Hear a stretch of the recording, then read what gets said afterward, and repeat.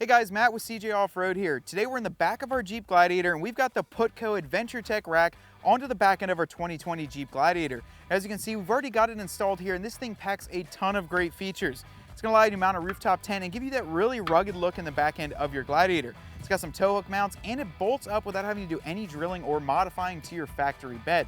It'll work with the trail rail management system, or if you don't have it, you'll be just fine. Now today we're going to show you how to install this rack and talk about some of the benefits of it, so stay tuned. So guys, the first step is to actually hop into our bed, and since our Gladiator has a 6-inch lift kit, I can't really stand on the outside and do this. If you do have a stock Jeep, it'll be nice and easy to reach over and access a couple pieces that we need to start with. Now I will also mention that we don't have the trail rail or cargo management system in the back of our Gladiator. So that's why we do have these brackets to allow us to mount our rack. If you do have the trail rail management system, it'll be a lot easier for you to do that. And the only thing you need to do is slide a slotted nutsert in through that system to make all these brackets work. For us, we're going to show you how to do it without that kit because a lot of people didn't get that as an option. So let's get started.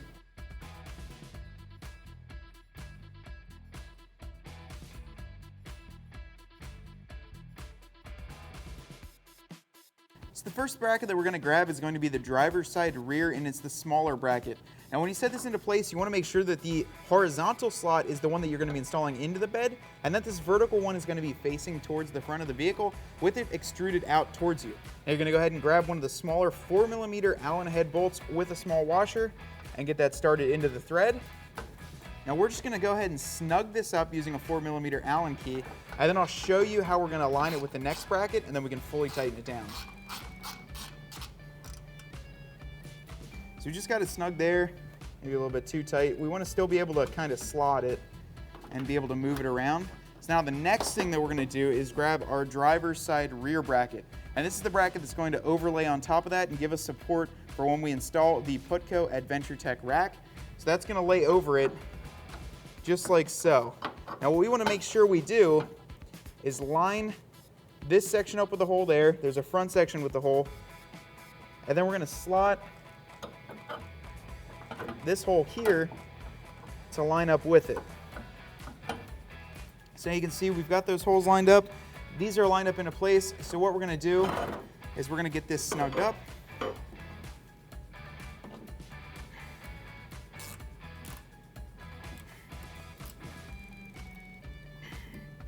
Once that's snugged up, we'll do a double check here.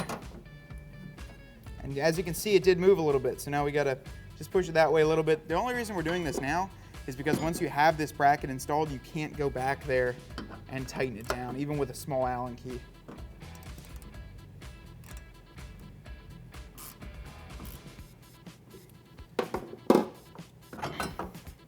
So there you go. See, we've got it nice and lined up there. Now the next step, in order to get that bracket in, we have to install a bolt into here, and to get to that nut, you can see we can't get it from there, we can't get it from any side, so we're gonna have to pull the taillight off. Using an 8mm socket, remove these two bolts here, we'll pull the taillight straight out, remove that plug so we can get access to the backside there. So Brendan's outside of the Jeep and he's just gonna pull the taillight straight out towards him. You will have to wiggle it a little bit, and then he'll disconnect that so we can get this bracket installed. So now you can see we've installed this bracket, and the first thing that I wanna do is actually get this front bolt installed. So that's gonna be one of the small ones again. And we're gonna make sure this is lined up and that's lined up as well. We're just gonna snug this up here first, just like most of these. That way we can get it all into place because we do have a lot of holes to line up. So now Brendan's reaching actually through that back taillight housing, and that's the reason we pulled that off, so that I can get started with one of the small bolts using a 10mm stainless steel lock nut on the back there. We're gonna use a 4mm Allen key and a 10mm deep socket to get on there and be able to snug this up. You can do this one-handed, it just makes it easier for me not to have to hop in and out of here because this thing's really tall and kind of a little bit of a pain in the butt to get in and out of. Okay, now that we've got that tightened up, we can snug down the front because we're gonna be good to go. I then reinstall our taillight using the two 8mm bolts we just pulled out.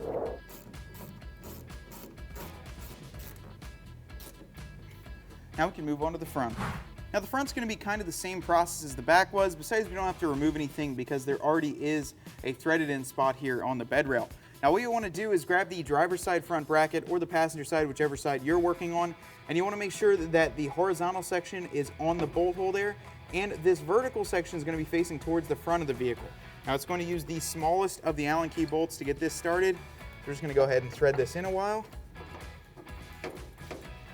And same thing as last time, just snug this up, and then we can align the other brackets and give it a full tighten.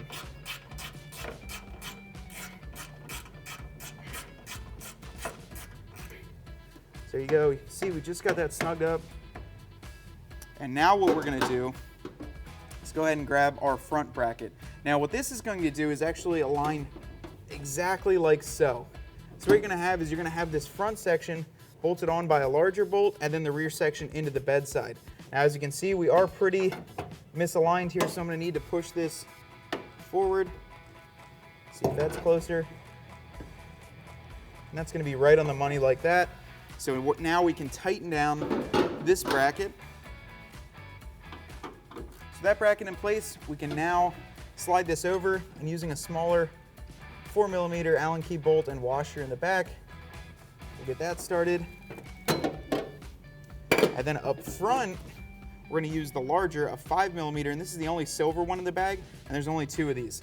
So what we're going to do is just slot that in and get it started by hand. That way it holds in the back there as well.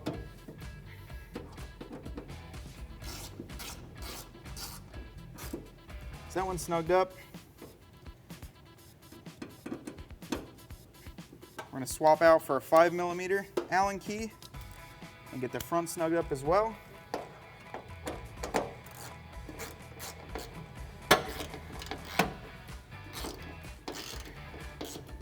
Make sure that's tight. Come back and snug up the rear 4mm. And now all of our brackets are installed on this side. We're going to repeat the exact same process on the passenger side and get started installing the rack. So we've got the front section of the overrider hoop onto this Venture rack installed. Now in order to put this on, you'll need to use the larger of the bolts with a flat washer and a nylon lock nut. Now you'll notice the front, because this section is going to be different on this than on the back. These are very wide apart, probably 3 inches apart, and on the back they're maybe 1 inch wide. So what we're going to do is go ahead and set the bolt through, put the nylon lock nut behind there, and just gets this started a few threads. Do the same for this hole as well.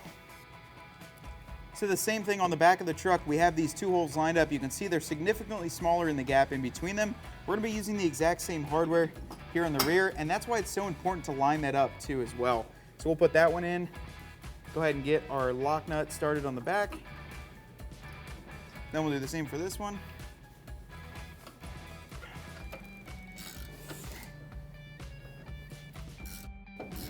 Now once you got the front and rear overhead bars installed, we're going to grab our 2 top bars as well as our 2 side bars and get to mounting those.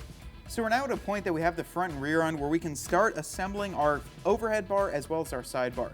Now these are all going to be the exact same. There's going to be 4 of these in total, and there's going to be 8 of these aluminum blocks. Now what you need to do with these aluminum blocks is slide them in the end of each side of this, making sure that this threaded section is facing towards the outside. So I'm going to go ahead and just show you guys here how to do that. Now there's only one way for these to go in with that threaded section sticking out. So what we're going to go ahead and do is just slot this in here.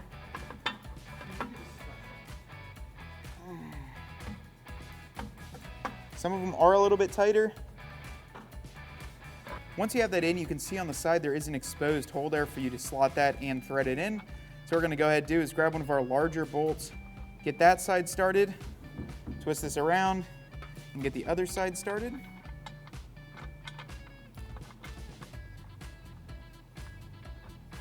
I like to get everything started by hand, that way I know it's in properly. And then we can get those tightened down using a 6mm Allen key. And like I said before, there are 8 of those blocks in total. What I'm going to do is go ahead and go around and do that to each end, making sure that they're sitting in the right way and the threads are out, and then we'll be ready to move on and start installing some brackets. So there is a difference between the side mounting bracket and the top mounting bracket. The one thing that you want to note is that these 2 slots are always going to be facing up. So as you can see with this one, these 2 slots will be facing up, and then these 4 are going to be mounting onto the side of the rack. Now with this one here, we're going to go ahead and install it exactly like this for the overhead. You can see these two will slide into here and get started into their holes.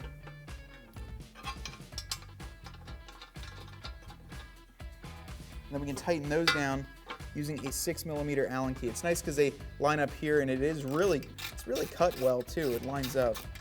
So we'll go ahead and just snug these up. So in order to make this rack work, they've included all of these square nuts, which actually slot into here, and that's where you mount up the sidebar and the top bar. Now to get those on, there is a hole right up top here where you can put them into. It's a nice little cutout. And then from here on down, they're gonna stay exactly where they are, so you don't need to use any tools. Now we're gonna put all these in here, and I'm gonna slide them down to Brendan so we can do the sidebar first, and then we'll finish off by doing the top bar. So you can see we'll just slide them right on down. Brendan's catching them and just setting them right into place. So right now what Brendan's doing is he's gonna line up using an included aluminum piece to line up these nuts, and then go ahead and put the bolts into each one. Now this takes a little bit of time for the side ones. The top is pretty easy, but on the side it is a little bit to line them up. Not too bad though. I like that they include that aluminum piece, and as Brendan noted, we didn't even know what it's for until you hold these up and it keeps it in a nice location for you.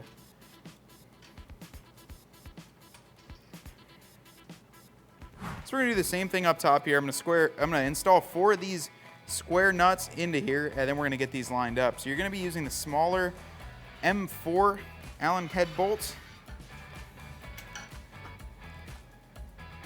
And once you do that, I didn't even get any of these tight yet. So honestly, we're just going through tightening or snugging everything up, that way it stays.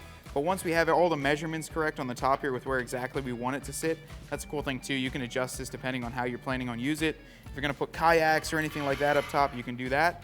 But for us, we're gonna end up getting it lined up once we're done with all this and really get it in the proper location for a couple new surprises that we'll have for the top of this Gladiator. So guys, all you need to do is get everything tightened up here using a 4mm Allen key, and this thing's gonna be super sturdy. Go ahead and get that done, and then your installation's complete.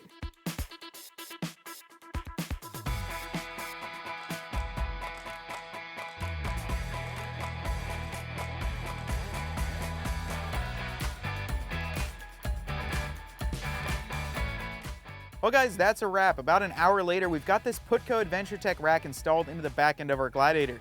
As you saw, it didn't really take that many tools, and honestly, you can do this with a basic mechanics tool set. Now, what it does give us is a lot of opportunities to mount a ton of accessories back here. This actually came with an entire bag of those square nut tabs, as well as all screws and even rooftop tent adapters, so we can get everything put onto here nice and sturdy. It's going to definitely be able to hold a rooftop tent and you and your passengers up top here, plus give you a great option to mount some roto packs on the side here, maybe some water, some high lift jacks. Who knows? The options are really limitless with this PUTCO VentureTEC rack. Now, if you're looking to buy one of these, make sure to drop by cjponyparts.com. We've got the best deals on these PUTCO racks, as well as all the other accessories you need for your 2020 Gladiator and all of your off-road vehicles. Till next time, guys, we're going to go out and test this thing out, really enjoy it, and we'll see you out on the trail.